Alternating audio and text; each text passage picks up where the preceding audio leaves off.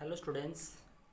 आज का जो हमारा टॉपिक है वो है आय का चक्रीय प्रवाह तथा राष्ट्रीय आय समीकरण, जिसे हम इंग्लिश में कहते हैं circular circular flow of income and national income identities. आज हम लोग देखेंगे कि सर्कुलर फ्लो होता है, मतलब जो जो circular flow of income. Circular flow of income से मतलब क्या हुआ कि हम देखते हैं कि जो आय है, जो इनकम है, उसका एक प्रवाह होता है, वो एक साइड से एक साइड जाती है। मतलब हम देखते हैं जो इनकम जो जनरेट हो रही है वो एक तरह से चक्रीय वो घूमती रहती है। अब हमारे देश में जो भी उत्पादन होता है, तो उत्पादन करने के लिए हमें उत्पादन के साधन चाहिए। साधन का मतलब जो भी हम वहाँ पे जो श्रमिक होते हैं उनको हम एज ए साधन के रूप में उनको प्रयोग करते हैं अपने उत्पादन प्रक्रिया में। तो जो श्रमिक हम प्रयोग करते हैं, फिर उसके बदले में हम जो भी वो हमारे उत्पादन प्रक्रिया में जो योगदान देते हैं, उसके बदले में हम उन्हें उनका पारिश्रमिक देते हैं, उनको मजदूरी देते हैं। वो उनकी इनकम होती है। फिर वो उस इनकम से क्या करते हैं, बाज़ार में जाके ख़रीदारी करते हैं। तो फिर वो जो आय वो वहाँ खर्च करते हैं, तो दोबारा फिर वो आय क्या होती है, फिर से वो किसी न किसी तरह से फिर से वो कंपनियों फर्मों तक पहुंचती है। तो इस तरह से देखा जाए तो एक तरह से उत्पादन प्रक्रिया में जो जो भी वस्तुएं बनाई गई, उस बनाने में जो भी साधन का प्रयोग किया गया, उस साधन को जो भी उस वस्तु बनाने का जो पारिश्रमिक दिया गया, और फिर वो पारिश्रमिक जो उनको जो इनकम होती है, वो इनकम को बाज़ार में वो वस्तुओं को खरीदने में खर्च करते हैं। और फिर वही जो पैसे जो इनकम वहाँ खर्च की जाती है, वो फिर से एक चक्रीय प्रवाह की तरह फिर से फर्मों के पास पहुंच जाती है। तो इस तरह से देखा तो आय का जो चक्रीय प्रवाह से मतलब क्या है कि इनकम का फर्मों जो है फर्म की तरफ से साधनों की तरफ का मूव होना, और फिर साधनों की तरफ से फिर इनकम की तरफ से वो इनकम की तरफ मूव हो जाना। तो इस तरह से जो आय होती है वो एक तरह से चक्रीय प्रवाह में घूमती रहती है। इसी को हम बोलते हैं आय का चक्रीय प्रवाह। इसी के एक अर्थशास्त्री हैं रिचर्ड लिप्से। रिचर्ड लिप्से ने एक परिभाषा दी है आय के चक्रीय प्रवाह की। उन्होंने क्या बताया था कि आय का चक्राकार प्रवाह घरेलू फर्मों एवं घरेलू परिवारों के बीच भुगतान व प्राप्तियां का प्रवाह होता है। उन्होंने क्या बताया था, उन्होंने बताया था कि जो चक्राकार प्रवाह होता है वो घरेलू फर्म, जो भी घरेलू फर्में हैं, जो भी एक भारतवर्ष या किसी भी देश के अंदर जो फर्में होती हैं, वो उनके बीच में, और घरेलू परिवार जो लोगों की जो यहाँ के लोग हैं उनके बीच में भुगतान और प्राप्तियों का प्रवाह होता है। मतलब लोग जो हैं और जो यहाँ की फर्में हैं वो क्या करते हैं, लोग क्या करते हैं, वो एक तरह से उत्पादन के साधन के रूप में वहाँ काम करते हैं, और जो भी उत्पादन प्रक्रिया में अपना योगदान देते हैं, और उस परिश्रम के बदले जो भी उन्हें पारिश्रमिक मिलता है वो उनकी प्राप्तियाँ होती हैं, और फर्में उनको भुगतान करती हैं। तो ये एक तरह से चक्रीय प्रवाह है, जो कि किसने कहा है, रिचर्ड लिप्से के अनुसार। उसके बाद हम देखते हैं आय के प्रवाह का जन्म और बदलता स्वरूप। आर्थिक विकास के प्रारंभिक अवस्था में तो उत्पादन क्रिया सरल थी। एक्चुअली में जब आर्थिक विकास शुरू हुआ, शुरुआत की हम जब बात करते हैं, जब हमारा देश आज़ाद हुआ, तो उस समय जो आर्थिक जो भी उत्पादन की क्रिया बहुत सरल हुआ करती थी, बहुत आसान, एक छोटी छोटी फर्में होती थी, उत्पादन करती थी, और जो भी वस्तुएं प्रोड्यूस की जाती थी वो आसानी से लोगों तक उनको दे दी जाती, क्योंकि जनसंख्या भी बहुत ज़्यादा नहीं थी।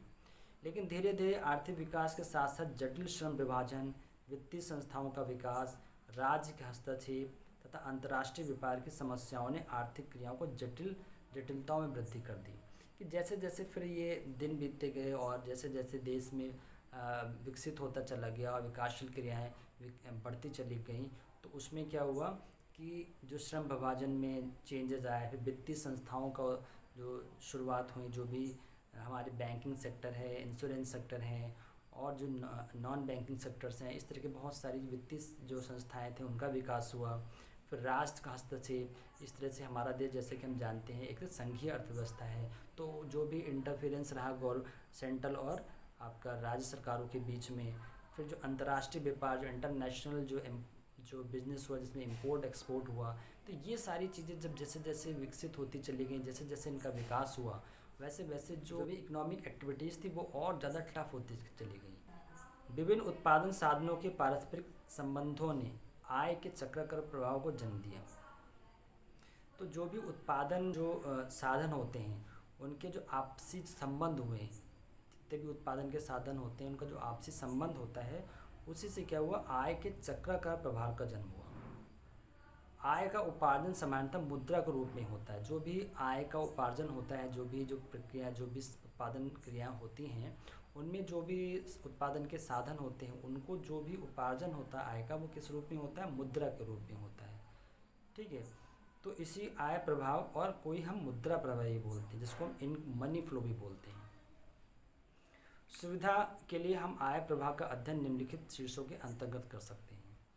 ठीक है, तो जो हम अध्ययन करेंगे आय प्रभाव का, उसके लिए कुछ शीर्षक हैं, कुछ जो हमारे पॉइंट्स हैं, इसके अंतर्गत हम इनकम फ्लो का या मनी फ्लो का हम देखा जाए तो इसको हम अध्ययन करते हैं, जिसमें वास्तविक वस्तु प्रवाह क्या होता है, उसके बाद देखेंगे हम मौद्रिक प्रवाह, जिसे द्विक्षेत्रीय मॉडल भी बोलते हैं, फिर बचत एवं विनियोग का प्रवेश आय व प्रवाह, सरकारी क्षेत्र का समावेश व आय प्रवाह, जिसको हम तृतीय क्षेत्र मॉडल ही बोलते हैं, फिर विदेशी व्यापार का समावेश व आय का प्रवाह, जिसे हम चतुर्थ श्रेणी मॉडल ही बोलते हैं।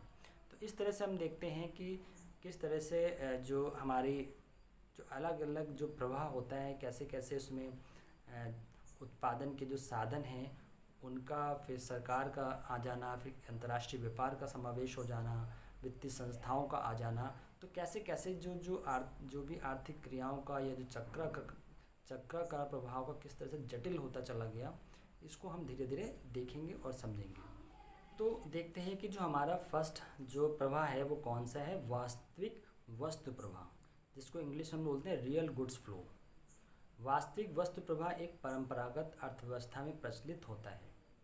वस्तु प्रवाह में वस्तुओं और सेवाओं का आपसी विनिमय होता है और मुद्रा का प्रयोग विनिमय में अनुपस्थित होता है। तो जब हम रियल गुड्स फ्लो की बात करते हैं तो यहाँ पे क्या होता है कि जो वस्तुओं और सेवाओं का आपस में विनिमय होता है। जैसे कि हम पहले भी अगर देखा जाए तो पिछली कक्षाओं में हम पढ़ चुके हैं एक बार्टर सिस्टम के बारे में। बार्टर सिस्टम में क्या बताया जाता था कि वहाँ पे जो मुद्रा होती है, मुद्रा का यहाँ पे प्रयोग नहीं किया जाता है।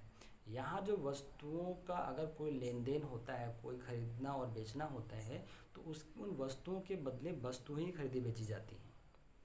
ठीक है, तो उसको हम लोग बोलते थे बार्टर सिस्टम। तो यहाँ पे जो रियल गुड्स फ्लो होता है, यहाँ उसी की बात हो रही है।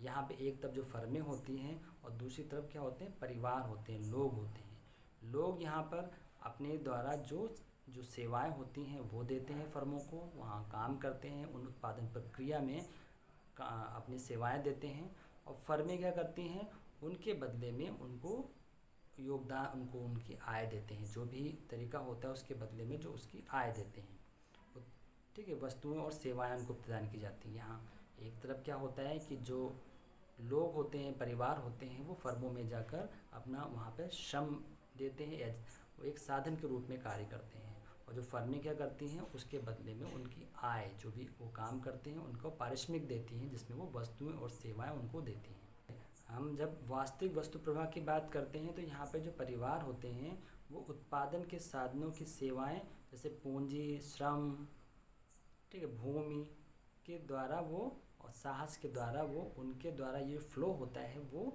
फर्मों की तरफ होता है। परिवार और लोगों का जो भी वो लोग, उनके पास भूमि होती है, पूंजी होती है, जो साहस होता है, ठीक है, जो भी श्रम होता है, वो क्या करते हैं, उसका फ्लो परिवार से फर्मों की तरफ होता है, और फर्मों से जो फर्म होती हैं वो उसके बदले में वस्तु और सेवाएं जो देती हैं वो उसका फ्लो परिवार की तरफ होता है।